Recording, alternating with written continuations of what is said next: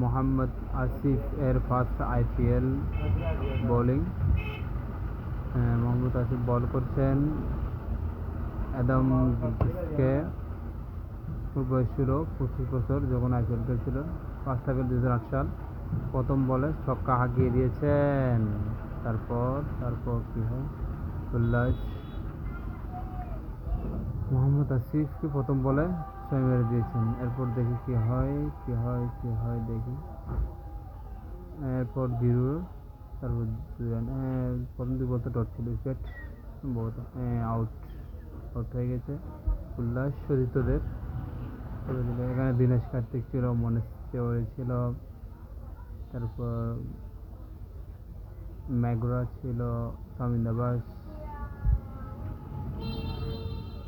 আরও অনেকে ছিল।